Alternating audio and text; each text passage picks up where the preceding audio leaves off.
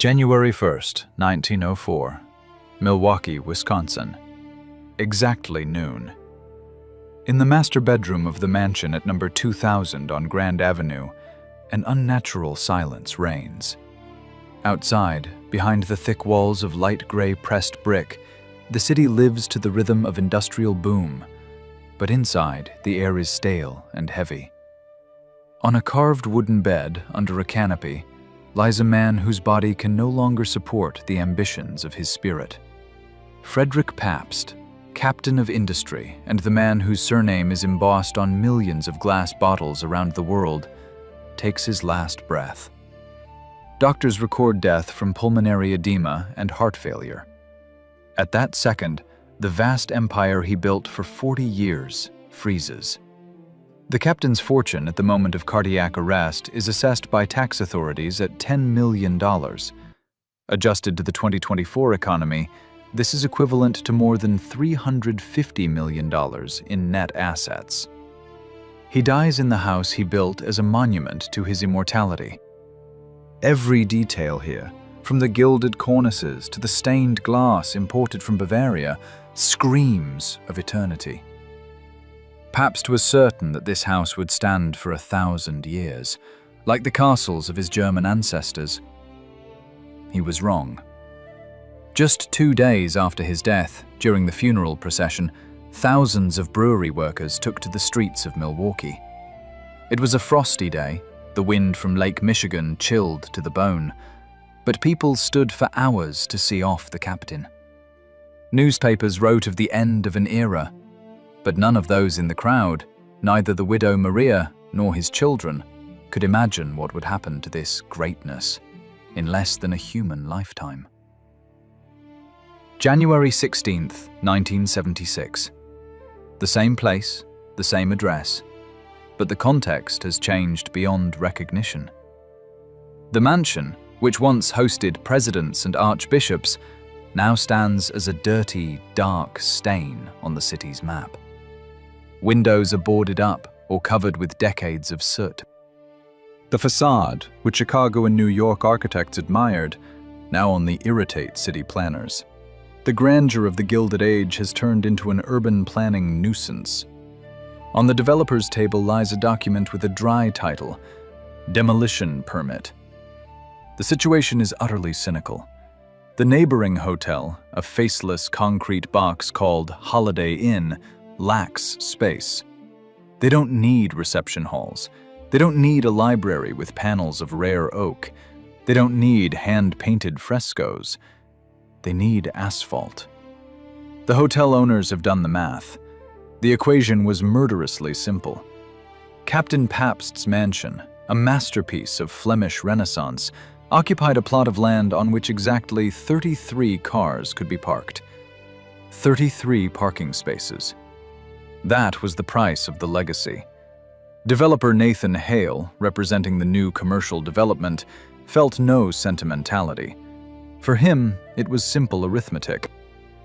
The building was old, inefficient, and, in the opinion of many progressives of the 1970s, an ugly reminder of past bourgeois excesses. Demolition was scheduled. The equipment was ready. The contrast between January 1st, 1904 and January 1976 is dizzying. At the beginning of the century, this house was the center of the universe for the Pabst family, a symbol of how a German immigrant could become the king of America. 70 years later, this symbol was valued by the cost of broken bricks and scrap metal. But to understand how this collapse became possible, and why the destruction of this particular house would be a crime against history, we need to rewind the tape. We need to understand not just how Pabst died, but how he lived. We must go back to the beginning, not to the mansion, but to the deck of a ship in an icy storm, where Frederick Pabst first realized that fate cannot be waited for. It must be seized by force. The story of this house did not begin with the laying of the foundation in 1890. It began on a cold winter day on Lake Michigan, when the young captain looked death in the face and made a decision that changed the industry forever. Before becoming a beer baron, he was the king of the water. And it was the water that taught him the main rule, which would later be encoded in the architecture of his house. Calm is deceptive, and only those who build for centuries will survive the storm. However, the irony was that the storm that came for his house in the 1970s was not created by nature. It was created by people who forgot what it means to remember. In the next 40 minutes, you will see a chronicle of rise and fall. You will learn how personal tragedy turned into architectural triumph and how greed nearly erased it from the face of the earth. This is not a story about bricks. This is a story about what we value. But who was this man, for whose ambitions a palace worthy of European monarchs was erected in Milwaukee?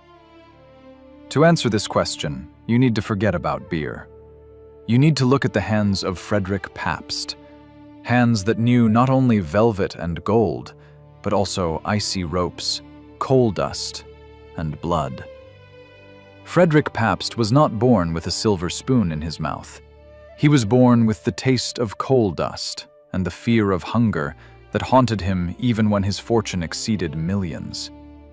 To understand the psychology of the man who would build the most extravagant house in Wisconsin, one must go back to 1836, to the tiny village of Nikolausreith in the Kingdom of Prussia. This was not the pastoral Europe of postcards. This was land exhausted by wars and crop failures. Frederick's father, Gottlieb Pabst, was a farmer who watched his family's future shrink to the size of a piece of stale bread. In 1848, when a wave of revolution swept across Europe, the Pabst family made a decision that was less a dream than an act of desperation. They sold everything they had and bought one-way tickets to the United States of America. The 12-year-old Frederick set foot on American soil not as a conqueror, but as a refugee, and America greeted them cruelly. The family settled in Chicago, a city that in the mid-19th century was a mix of mud, slaughterhouses, and opportunities. But just a year later, in 1849, Frederick's mother dies of cholera. This death became the first fundamental lesson for the future magnate. Life is fragile, and poverty in America is a death sentence. Left half-orphaned at 13 years old, Frederick Pabst realized that no one would come to save him. He had to forget about childhood. He began working as a waiter and dishwasher in cheap Chicago taverns, earning $5 a month. But it was here, amid the clatter of dirty dishes and drunken conversations, that his main trait emerged: phenomenal observation and the ability to mimic. He watched the ship captains who came into the port. He saw their uniforms, their confidence, how people parted before them. He realized that power in this new world belonged to those who controlled logistics. At the age of 14, he boards a steamboat as a cabin boy. This was the beginning of his transformation. Lake Michigan became his university. Working on steamboats in the mid-19th century was hellish labor, dangerous and dirty. But Pabst possessed a sharp mind that worked faster than steam engines. By the age of 21, he achieves the impossible. Frederick Pabst obtains a captain's license and takes the helm of the steamboat Huron. Ponder these figures. At 21 years old, as an immigrant with a heavy German accent, he commands a vessel and a crew consisting of tough American sailors. It was then that he receives the nickname that would replace his name for the rest of his life: Captain. Even 40 years later, as the Beer King, he would demand to be called exactly that. It was not just a title. It was a mask of power that he put on and never took off again. The captain's philosophy formed precisely on the water. The lake does not forgive mistakes. The lake is indifferent to your excuses. Either you hold course or you go to the bottom. He learned to read the weather, predict storms, and, most importantly, manage people in critical situations. He was charismatic, loud, loved to joke, but behind this exterior hid cold calculation. He saw the world as a mechanism. If you know how the gears work, you can control the machine. But fate was preparing a test for him that forced him to change course forever. December 1863. The Civil War is tearing the country apart, but trade on the Great Lakes continues. Captain Pabst pilots the steamboat Seabird through a winter storm off the coast of Whitefish Bay. Visibility 0. Waves of icy water swamp the deck. In one instant, the ship runs aground. This was a crash. For any other captain, the loss of the vessel could mean the end of a career and disgrace. But for Pabst, this moment, when the ship's keel scraped against the rocks, became a moment of enlightenment. Standing on the tilting deck, looking into the icy abyss, he realized the limits of his abilities in the fight against nature. Water was an element that could not be fully controlled, and Frederick Pabst craved total control. He needed to go ashore. He needed an industry where risks could be calculated, where a storm could not destroy your business in one night. Here enters the strategy that distinguished him from mere dreamers. Pabst did not simply leave the fleet into the void. He had already prepared the ground. A year earlier, in 1862, he married Maria Best. It was a marriage for love, but it also became the greatest strategic alliance in American business history. Maria was the eldest daughter of Philip Best, owner of the Best Brewing Company brewery in Milwaukee. At that time, it was not an empire. It was a medium-sized enterprise producing about 3,000 barrels of beer per year. Philip Best was old. He had no sons, and he was looking for a successor. He saw in his son-in-law the same energy that had once driven him. Pabst entered the beer business not as a brewer. He did not know the chemistry of fermentation. He did not know how to select hops. But he knew what the old masters did not. He knew logistics, he knew people, and he knew how to scale processes. He looked at his father-in-law's brewery not as a craft workshop, but as a steamboat that needed a captain. He brought ship discipline to the factory. He began modernizing the equipment with the same obsession as he checked the engines on the Huron. He invested all his savings, accumulated over years of captaincy, into expanding production. This was a risk. He was trading the understandable life of a respected captain for a dubious lager production business in a country that still preferred whiskey and cider. But Pabst saw what others missed. He saw the influx of German immigrants to Milwaukee. He saw cities growing and people needing places to socialize. He realized that beer is not just a drink, it is social glue. And if he could make his product a symbol of this new industrial society, he would become richer than any captain in the world. His worldview began to change. He stopped being a surviving immigrant. He became an architect of the system. But deep down, he remained that boy from Prussia who feared hunger. This fear transformed into insatiable ambition. It was not enough for him to just brew beer. He needed to be first. He needed his name to be known everywhere. It was this blend of immigrant anxiety, naval discipline, and American opportunism that created the foundation for future greatness.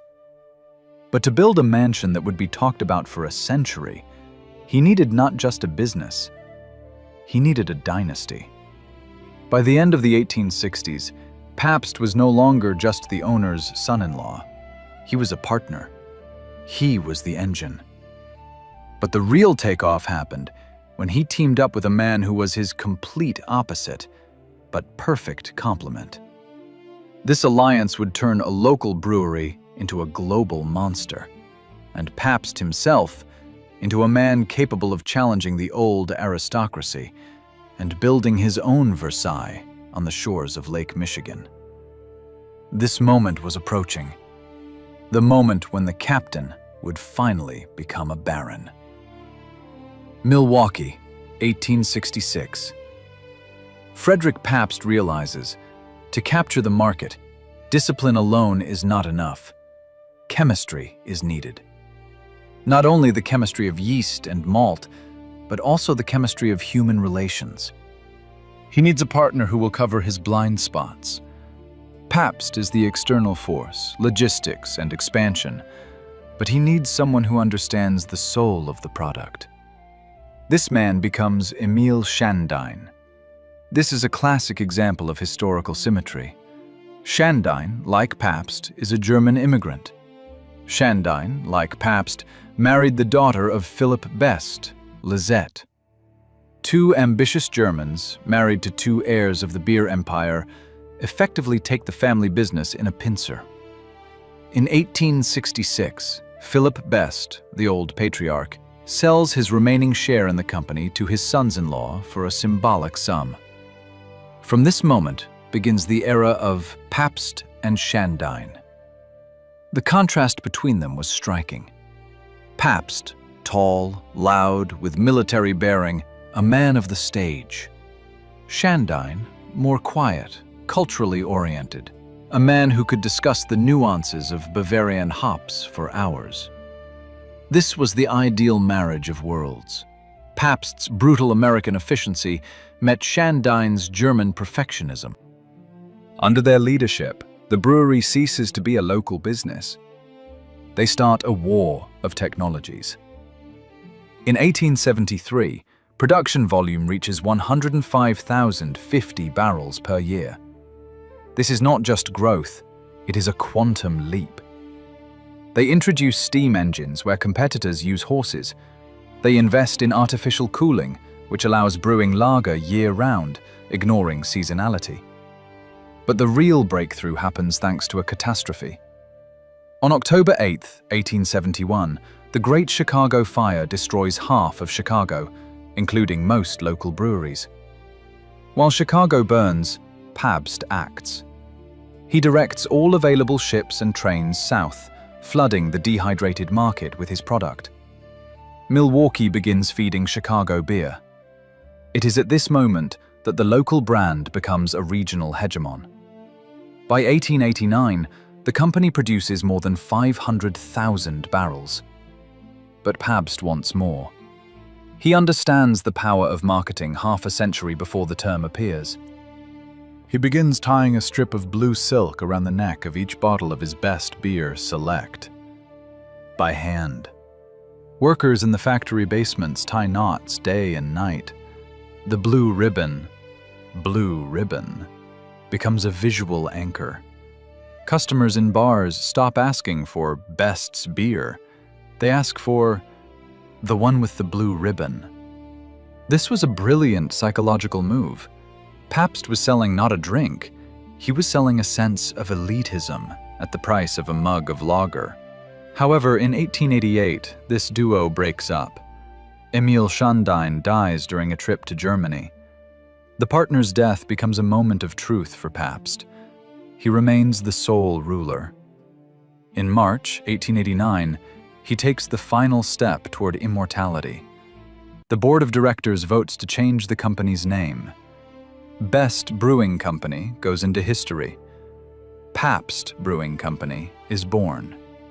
Now his name is everywhere, on barrels, on wagons, on buildings, on the lips of millions of Americans. But for the beer baron, as newspapers now call him, a new need arises. He needs a physical embodiment of this status. He needs a castle.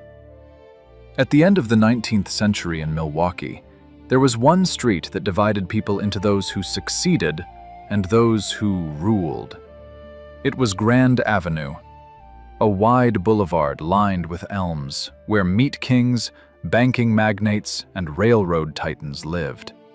Living here meant being part of the American aristocracy. But Pabst did not want to simply buy a ready-made house. That would be too simple. He wanted to build a manifesto. In 1890, he acquires the lot at number 2000. The location was chosen strategically. It was the highest point on the street, dominating the surrounding landscape. The lot cost a fortune, but for Pabst, it was operating expenses for maintaining the image. To realize his vision, he hires the architectural firm Ferry and Claas. George Ferry and Alfred Claas were innovators, but Pabst set them a difficult task. He did not want a Victorian gingerbread house, popular at the time. He did not want gloomy Gothic. He wanted Flemish Renaissance, a style reminiscent of his German roots, but executed with American grandeur. The project was bold.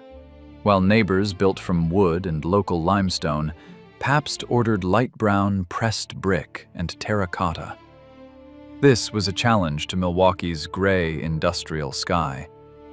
On June 27, 1890, workers begin digging the foundation pit. This construction became a fusion of two worlds of Frederick Pabst, the old world of European culture and the new world of industrial power.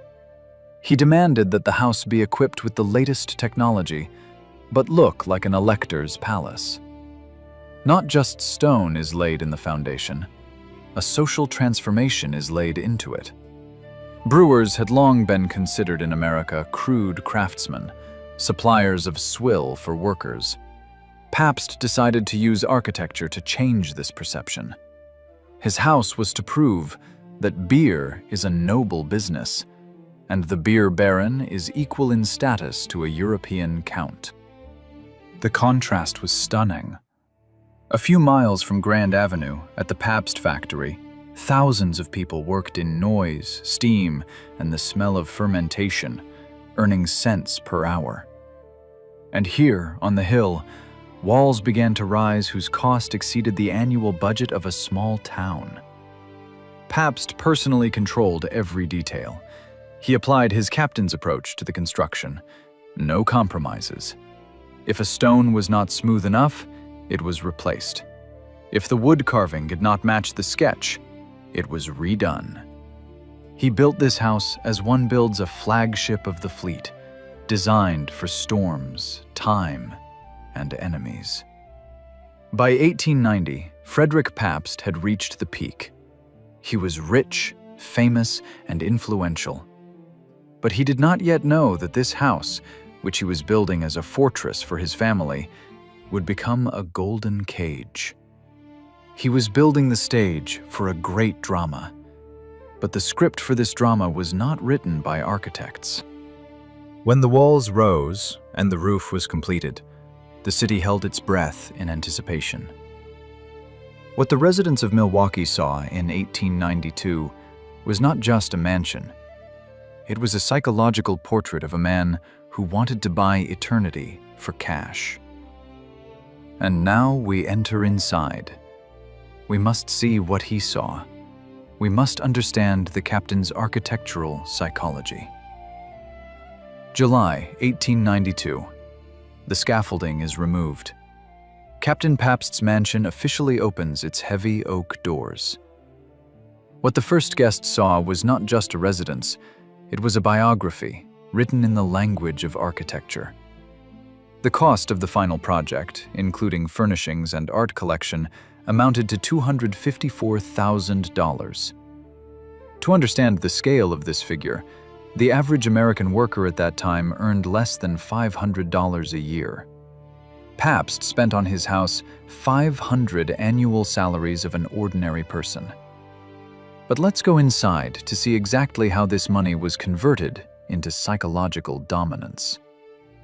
The first impression is a shock from the contrast. Outside, cold Wisconsin climate, wind, and city's coal dust. Inside, warmth, light, and absolute silence. You enter the vestibule, and you are greeted by the word Willkommen, carved in wood above the fireplace. This is German hospitality, but served with imperial grandeur. The layout of the first floor is a map of Frederick Pabst's brain. It is divided into zones, each of which reflects one of the facets of his personality. To the left of the entrance is the music salon. This is Maria's territory, his wife, and the zone of social diplomacy. There is nothing here of the rough force of brewing. The style is French Rococo. Walls covered with silk, ceilings adorned with gold leaf. Everything here screams that the Pabsts are not just nouveau riche, they are people of culture. This is a room mask that the family put on for high society. The mirrors here are positioned so that the light from the chandeliers is reflected multiple times, creating the illusion of infinite space. This was the stage on which they performed a play called The Ideal American Family. But if you go deeper into the house, you enter a completely different world. The captain's study. This is the heart of the house and the command bridge of his landship. Here the French lightness ends and German heaviness begins. Dark oak panels, heavy leather, smell of tobacco. Here Pabst felt safe. Architects Ferry and Class incorporated details here that reveal the paranoia and love of control characteristic of Pabst. In the carved wall panels are hidden 14 secret compartments. 14. These were not just cabinets, these were disguised humidors for cigars, wine cabinets, and safes for documents that opened only by pressing hidden buttons. Guests could sit in the study for hours without suspecting they were surrounded by secrets. This is the psychology of a man accustomed to the fact that on a ship, the captain knows everything, and the sailors only what they are supposed to. Let's go further, to the dining room. Here the architecture tells about the roots. The style abruptly changes, the German Renaissance. The ceiling is crossed by heavy beams. In the center hangs a chandelier made from real deer antlers. This is aggressive. This is masculine. This is a reminder of Bavarian hunting castles. Here, dishes were served for 20 people. Here, beer flowed like a river. Here, deals were made that changed Milwaukee's economy. The chairs were upholstered in embossed leather, and on the walls hung tapestries depicting scenes of triumph. Pabst did not eat here. He feasted like a medieval feudal lord. But the house was not only a museum of the past, it was a technological wonder of the future. Pabst, as a former sailor, was obsessed with engineering. The mansion became one of the first in Milwaukee to be fully electrified from the moment of construction. While most homes were lit by gas, here hundreds of Edison lamps burned. But the captain went further. He installed a central heating system with thermostats in every room, a technology that would become standard only half a century later. The air was heated in the basement and silently supplied through hidden grills. The house lived. It breathed. The art collection deserves special attention. Pabst did not just buy paintings, he bought them in bulk at exhibitions in Europe and America. The walls were hung with canvases from floor to ceiling. Hero of the Levant, Bavarian Wedding, landscapes and portraits. More than 200 paintings. For him, art was not just aesthetics. It was proof that money can buy taste. He wanted his grandchildren to grow up looking at masterpieces, absorbing greatness through osmosis. In 1893, a year after construction completion, Pabst makes another move that demonstrates his unbridled ego. He visits the World's Fair in Chicago, the very place where his beer receives the famous Blue Ribbon. Although historians debate the fact of the ribbon being awarded, the prize was real. The Pabst Company had its own pavilion at the fair, a luxurious structure of terracotta and glass. What does a normal person do after the fair ends? Forgets about the temporary pavilion. What does Pabst do? He orders the pavilion dismantled, loaded onto train flat cars, transported to Milwaukee, and attached to his mansion. Thus, the conservatory appeared on the eastern side of the house. This was an act of absolute power. I will take this celebration home with me. People were constantly in this house.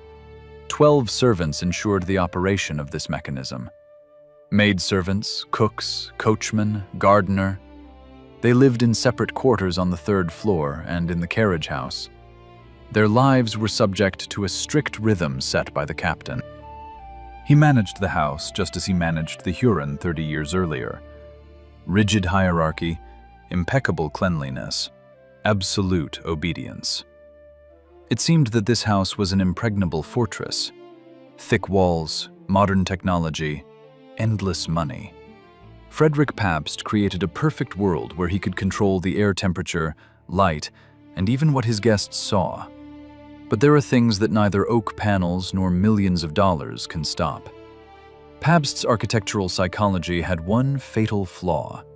He built the house for the eternal life of the dynasty, ignoring the fact that the people inside this house were mortal and vulnerable. The grandeur of the mansion, as we have described it, was merely scenery. In 1895, just 3 years after the housewarming, darkness begins to seep into these luxurious halls. And it does not come from outside. It is born within the family. The ideal facade, of which the captain was so proud, begins to develop cracks that cannot be covered with plaster. We are approaching the moment when the gold begins to fade. By 1895, Frederick Pabst was not just a man. He was a monument. His face, with thick grey mustaches, looked from the pages of national newspapers. His name glowed on neon signs, which were only beginning to appear. His fortune grew with every tick of the clock. But it was precisely at this zenith, when external grandeur reached absolute, inside the mansion on Grand Avenue, a slow, agonizing erosion began. Frederick Pabst's tragedy was not bankruptcy or scandals. His tragedy was biological and deeply ironic. The man who built an empire on hedonism, on beer, rich food, and the celebration of life, became a prisoner of his own body. Doctors diagnosed him with what, at the end of the 19th century, sounded like a deferred death sentence. Diabetes, complicated by emphysema and progressive heart failure. Imagine this picture. The man who could buy any delicacy in the world now sat at his luxurious mahogany table and was forced to restrict himself in everything. The man whose company produced 1 million barrels of beer a year could not afford to drink even a pint without risking his life. The mansion, created for grand receptions, began turning into a golden hospital ward. Here, Maria Pabst takes the stage. Until this moment, she had been in the shadow of her boisterous husband, playing the role of ideal hostess and mother. But the captain's illness changed the balance of power. Maria became the gatekeeper. She became the only person able to say no to the titan of industry. It was precisely during this period that the moral ambivalence of Pabst's character manifested. The illness did not make him softer, it made him harsher. He felt time slipping away and tried to control his children's lives with the same obsession as he controlled the fermentation temperature of the wort. Frederick and Maria had many children, but only 4 survived to adulthood: Gustav, Maria, Frederick Jr., and Emma. The captain loved them, that is undeniable. He wrote them tender letters when he was away. But his love was suffocating. He built this house not just for himself, but as a family nest, expecting that all generations of Pabsts would live under one roof, obeying his rules. However, the children had other plans. By the end of the 1890s, Grand Avenue began to change. The city, which Pabst helped industrialize, now approached the threshold of his home. The noise of streetcars, factory soot, bustle of commercial districts, all this made life in the mansion less attractive. Wealthy families began migrating north, to the lake, to quieter areas. The children begged their father to move. They wanted to build their own houses, live their own lives. But Pabst was unrelenting. For him, moving would be an admission of defeat. He clung to this plot of land at number 2000. He forced the family to stay in a neighborhood that was visibly losing its elitism. This was egoism disguised as loyalty to traditions. He chained his heirs to the sinking ship of his ambitions. In 1899, an event occurs that breaks the captain's spirit more than illness. During a trip to California, where he went on doctor's advice for the climate, he suffers his first stroke.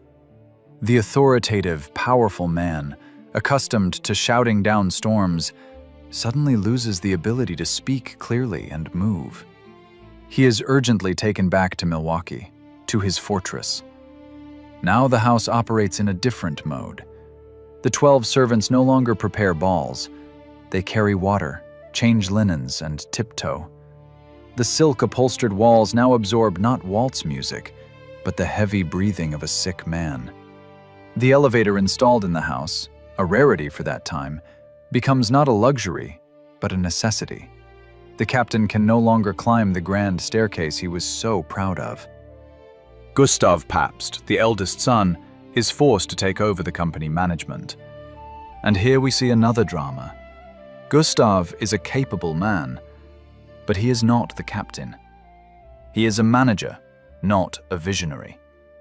He lives under the gigantic shadow of his father, who, even from the wheelchair, tries to dictate strategy. The father demands reports for every $1,000 spent, for every new plant. The generational conflict intensifies. The old lion cannot let go of power, and the young lion cannot breathe freely. At the beginning of the 20th century, as America entered the era of automobiles and electricity, Frederick Pabst found himself locked in the past. He spent his days in his study or bedroom, looking at the street that was becoming increasingly alien. But the cruelest blow was dealt by life itself. In 1902, Pabst's granddaughter Elsbeth, Emma's daughter, dies tragically at a young age. According to other sources, the tragedy was Emma's own early death or the serious illness of someone close.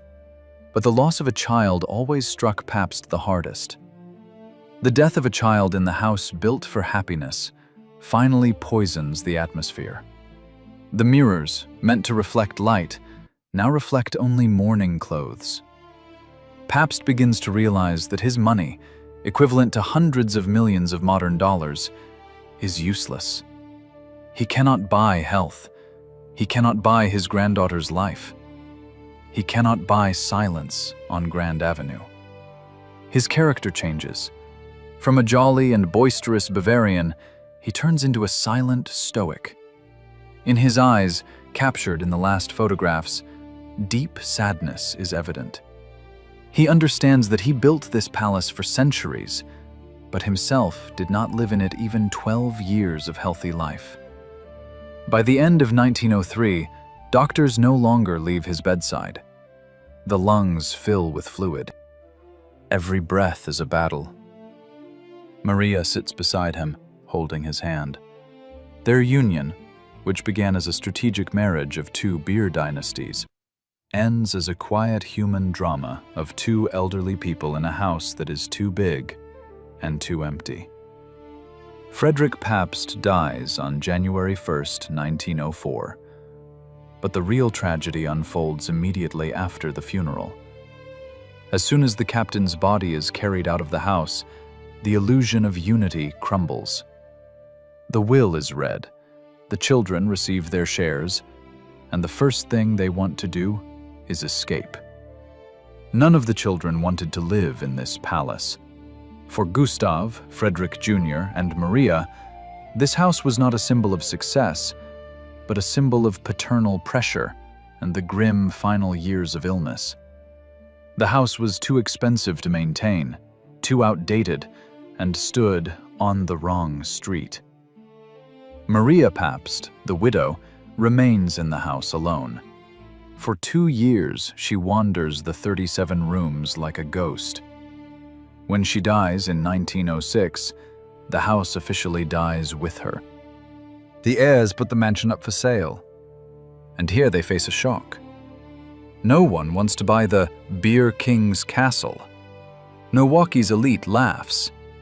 The house is too large, too specific, too German. For 2 years, the house stands empty, gathering dust.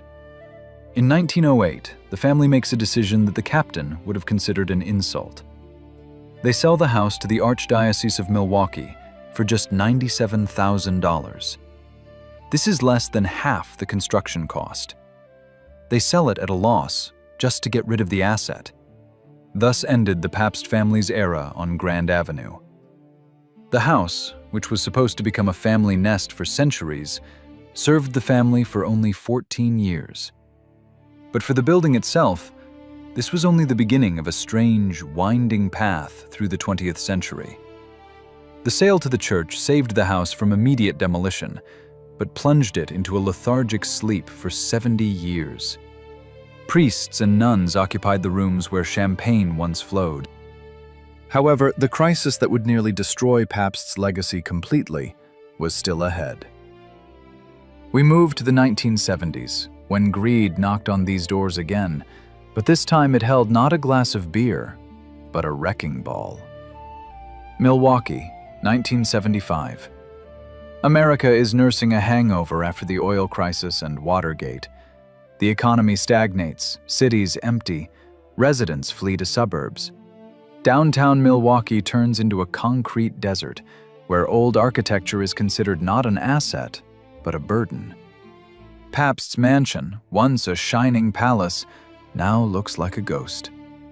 Over 67 years of church ownership, it underwent a strange mutation. The archbishops and nuns who lived here did not seek luxury. They needed light and modesty. Therefore, the mahogany walls, inlaid panels, and intricate frescoes were mercilessly painted over with white oil paint. The gold disappeared under layers of whitewash. Rooms were partitioned with plywood to create cells and offices. The house was alive, but its soul was walled up. In 1975, the Archdiocese announces that maintaining the building has become too expensive. The mansion is put up for sale. Nathan Hale enters the stage, a developer who saw the world through the prism of efficiency. He acted in the interests of the owners of the neighboring Holiday Inn hotel. The hotel suffered from a lack of parking spaces for its guests. Hale's equation was flawless from a business perspective. Demolishing the old, energy-inefficient building would free up space for an asphalt lot. The stakes? Demolishing history for 33 parking spaces. The contract was almost signed. The City Planning Commission saw no reason to refuse. In the 1970s in America, entire blocks of Victorian buildings were demolished. This was called urban renewal. Pabst's mansion was just another item on the demolition list. But then something happens that neither the late captain nor the living developer could foresee. A group of civic activists, historians, and simply caring Milwaukee residents forms the nonprofit organization Wisconsin Heritages Incorporated. Their goal is insane: to raise $330,000, about $1.5 million in 2024 equivalent, to buy the house. A war of attrition begins. This was a classic David and Goliath conflict. On one side, a corporate machine with ready bulldozers and checkbooks. On the other, a group of enthusiasts who had nothing but faith that beauty matters. The crisis peaks in 1978. The purchase option deadline expires. The activists need a loan. They go to the banks, one after another. 15 Milwaukee banks refuse them the loan. Bankers look at the business plan and laugh. "You want to turn an old house into a museum? Who will pay to enter and see a dead brewer's bedroom? The risk seemed unjustified. The house required millions for restoration. The roof leaked, the utilities were outdated. At this moment, the mansion's story transforms. From a symbol of one family's exclusivity and wealth, it becomes a symbol of public struggle. People begin sending donations. School children collect pocket change. It is no longer Pabst's house, it is the city's house. A rethinking of the concept of heritage occurs. Frederick Pabst built the house to immortalize his name, but the house was saved by people who did not even know him personally. They saved it not for Pabst, but for their own identity. They realized, if we demolish this house, we will erase the memory of who we are. We will become just people from a parking lot. Salvation comes at the last moment. A local savings and loan association agrees to issue the loan under guarantees from a federal grant. The house is bought. The bulldozers retreat. But the most amazing discovery awaited the restorers inside. When volunteers began scraping off the white paint in the dining room and music salon, they expected to see damaged wood. Instead, they discovered a miracle. The white paint that the nuns applied to the walls decades ago did not destroy the interior. It preserved it. The layer of paint acted like a protective time capsule. Beneath it were found original silk wallpapers, untouched gold leaf, and polished oak. The nuns, unwittingly, saved the decor from fading and 20th century tobacco smoke. This was the moment of truth. What seemed like vandalism turned out to be salvation. The restoration of the Pabst Mansion became one of the most extensive and precise in U.S. history. Restorers did not just paint the walls. They conducted chemical analysis of 1892 pigments. They searched for original fabrics in the archives of European manufactories. In the restoration process, a new role emerged for the second character in this drama: the house itself. It ceased to be a passive object. It became a teacher. Each room told a story not only of wealth, but also of craftsmanship. People coming on tours saw not just gold. They saw the labor of hundreds of immigrant master craftsmen who built this wonder. Wood carving, metal forging, stained glass, all this was done by the hands of people whose names are forgotten, but whose labor outlived them. The transformation was complete. The Pabst Mansion ceased to be the captain's folly. It became a museum of decorative arts and a witness to the era when Milwaukee was the beer capital of the world. By the early 1980s, the house opened its doors to the public. The very doors that once were closed to everyone except the select elite. The irony of fate. Frederick Pabst built a fortress to separate himself from the city, and the city saved this fortress by making it its own. But the story does not end there. Saving the stones is only half the battle. The real lesson of this drama lies in what happens to us today when we enter this house. Why in the 21st century, in the era of digital technologies and minimalism, are we so drawn to these halls overloaded with decor? Why does the story of a German captain who died more than 100 years ago suddenly become a mirror for our own fears and hopes? Today, in 2026, the Pabst Mansion at 2000 Grand Avenue stands like a monolith amid a changing city. Everything around it has changed. Marquette University has swallowed neighboring blocks. The hotel that wanted to demolish the house for parking has long changed its sign and owners, lost in the gray mass of urban development.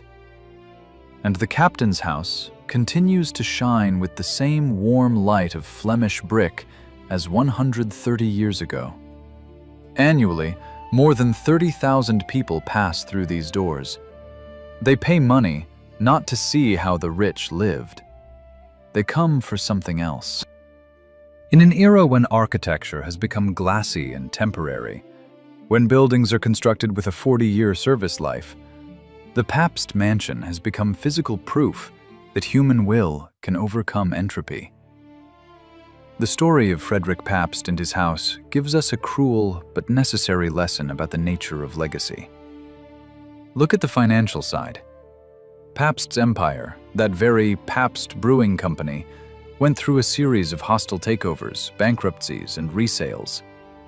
In the 1990s, the Milwaukee plants closed. The Pabst family long ago lost control of the business. The money that seemed endless in 1904 dissolved in the flow of time. Stocks depreciated, trust funds depleted. If Pabst had left his children only bank accounts, no trace of his legacy would remain today, except a line in economic directories. But he left the house. The paradox is that the object the family considered a liability and burden turned out to be the only asset that preserved the Pabst name in eternity. 33 parking spaces. That was the market valuation of this legacy in 1975. This cynical number reminds us the market does not know how to value memory. The market values only square meters. If we look at this story through the prism of literature, Frederick Pabst is a real J. Gatsby, only with a German accent and a happy marriage. Like Fitzgerald's hero, he was a self-made man. Like Gatsby, he built a palace to prove his significance to the world. But in the novel, after Gatsby's death, his house falls into disrepair, symbolizing the futility of the American dream. In reality, Milwaukee's ending was rewritten. The house survived. And this changes the meaning of the entire story.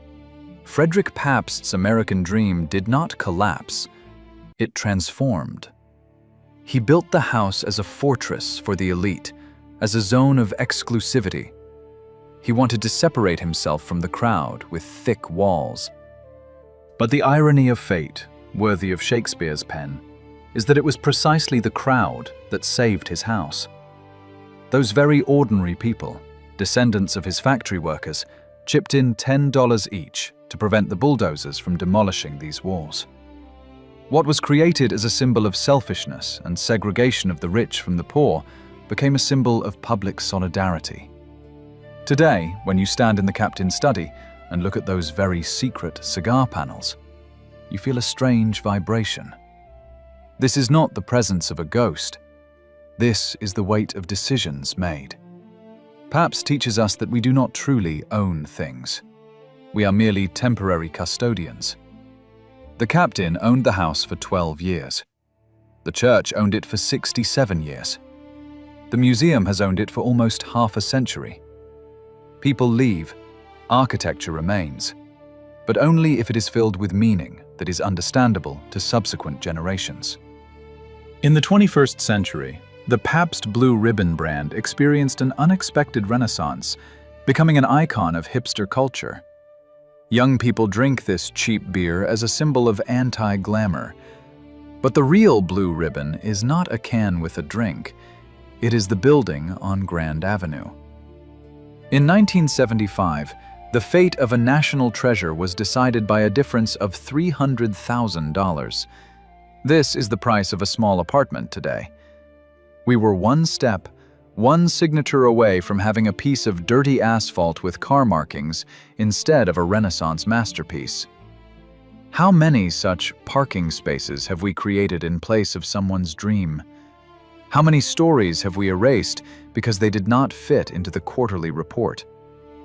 The Pabst Mansion stands as a rebuke to our short-sightedness and as a monument to our ability to come to our senses at the last moment.